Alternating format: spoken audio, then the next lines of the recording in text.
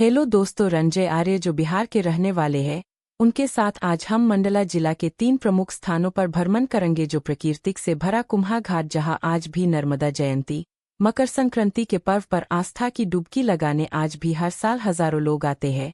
दूसरा ग्राम गर्मकुंड नारायणगंज मंडला, यहाँ असोधी वाला गर्मकुंड जो पुरानी त्वचा रोग को मुक्त करती है। तीसरा जो अति प्राचीन किला जो मंडला नारायणगंज में उपस्थित है। चलिए आपको एक एक करके वीडियो दिखाते हैं।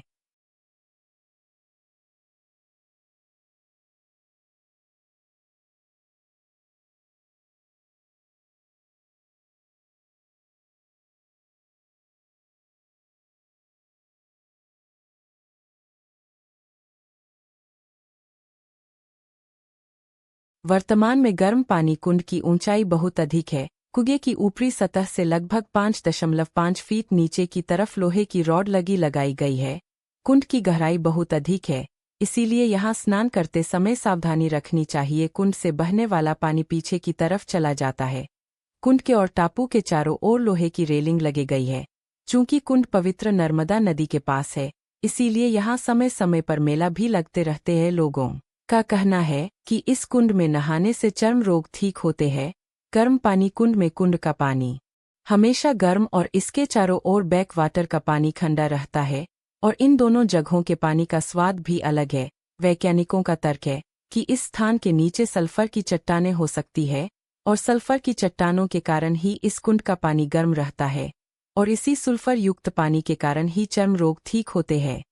अगर आप एक ही समय गर्म और ठंडे पानी का आनंद लेना चाहते हैं तो इस स्थान अवश्य आएं। मंडला जिले में स्थित गर्म पानी कुंड मंडला जिला मुख्यालय से करीब 18 किलोमीटर दूर बबेहा गांव के पास मंडला जबलपुर राष्ट्रीय मार्ग से 2 किलोमीटर अंदर है। गर्म पानी कुंड मंडला और जबलपुर दोनों ही स्थानों से जा सकते हैं। नागपुर, बालाघाट, सिवनी, रायपुर और बिलासपुर से आने वाले मंडला होकर बबेहा होते हुए गर्म पानी कुंड जा सकते हैं। इंदौर, उज्जैन, भोपाल, मुंबई, दिल्ली से आने पर जबलपुर होकर ही आना पड़ता है। जबलपुर से बबेहा 70 किलोमीटर पड़ता है। निकटतम रेलवे स्टेशन मंडला है। मंडला तक बहुत ही कम रेलगाड़ी चलती है। निकटतम बड़ा रेलवे स्टेशन जबलपुर ही है। निकटतम हवाई अड्डा भी जबलपुर ही है। दूसरे नंबर पर नारायणगंज मंडला जिला में नर्मदा नदी के तट पर स्थित कुम्हा घाट एक प्रमुख धार्मिक और प्राकृतिक स्थल है जो अपनी पवित्रता और प्राकृतिक सुंदरता के लिए प्रसिद्ध है। यहाँ नर्मदा के तट पर अक्सर जल गंगा संवर्धन जैसे कार्यक्रमों के माध्यम से नदी के संरक्षण पर जोर दिया जाता है। स्थान नारायणगंज के पास स्थित कुम्हा घाट नर्मदा की मुख्य धारा के किनारे बसा है। नर्मदा नदी, यह नदी अमरकंटक से निकलकर पश्चिम की ओर बहती हुई मध्य प्रदेश की जीवनदायिनी कहलाती है। महत्व कुम्हा घाट क्षेत्र में नर्मदा किनारे धार्मिक गतिविधियां, स्नान और आस्था का केंद्र माना जाता है। यह क्षेत्र अपनी शांति और पवित्रता के कारण स्थानीय लोगों के लिए एक महत्वपूर्ण आस्था स्थल है। भारत में नदियों को देवी स्वरूप माना जाता है। यहाँ हर नदी का अपना इतिहास है, लोगों की आस्थाएं जुड़ी है, लेकिन नर्मदा नदी इन सब में बेहद खास है। यह न केवल मध्य प्रदेश की जीवनदायिनी कहलाती है, बल्कि देश की एकमात्र ऐसी नदी है जिसकी परिक्रमा की जाती है। साथ ही यह देश की इकलौती नदी भी है जो उल्टी दिशा में बहती है, यानी जहां देश की ज्यादातर नदियां पूर्व की ओर बहकर बंगाल की खाड़ी में मिलती है, वहीं नर्मदा पश्चिम की ओर बहकर अरब सागर में जाती है। धर्मशास्त्रों एवं पुराणों के अनुसार नर्मदा को भगवान शिव की पुत्री माना गया है। कहते हैं कि नर्मदा की उत्पत्ति शिव के पसीने से हुई है। नर्मदा को रेवा नाम से भी पूजा जाता है। कहते हैं कि गंगा में स्नान से जो पुण्य मिलता है वह नर्मदा के दर्शन मात्र से मिल जाता है। दोस्तों, अब चलते हैं हम तीसरे नंबर पर टूरिस्ट प्लेस रामनगर का किला जो मंडला जिले से लगभग 25 किलोमीटर दूर, वो पुराना किला जो हमारी इतिहास के पन्नों का आज भी जिंदा कर देती है।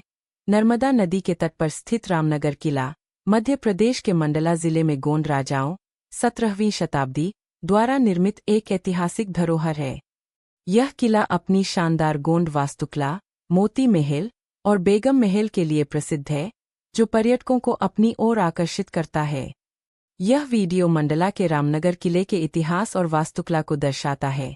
17वीं शताब्दी के अंत में गोंड राजा हृदय शाह ने इसे अपनी राजधानी के रूप में विकसित किया था। यह 3 मंजिला संरचना नर्मदा नदी के किनारे स्थित है, जो राजा रानी के विश्राम स्थल के रूप में उपयोग की जाती थी। राय भगत की कोठी, बेगम महल और विष्णु मंदिर यहाँ की अन्य महत्वपूर्ण संरचनाएं हैं।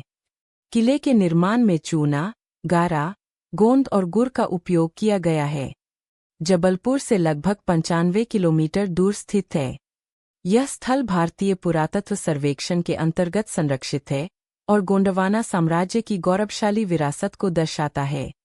इस वीडियो में रामनगर किले के ऐतिहासिक स्थलों और गोंडवाना साम्राज्य की विरासत की झलक दिखाई गई है। गोंड राजा हृदेश्वर ने 1667 ईस्वी में रामनगर 22.6115 डिग्री उत्तर 80.5084 डिग्री पूर्व को गोंडों की राजधानी के रूप में स्थापित किया और यहाँ एक किला बनवाया। इस किले में एक शिलालेख है जो राजा हृदेश्वर की रानी सुंदरी देवी द्वारा विष्णु मंदिर के निर्माण की स्मृति को दर्शाता है।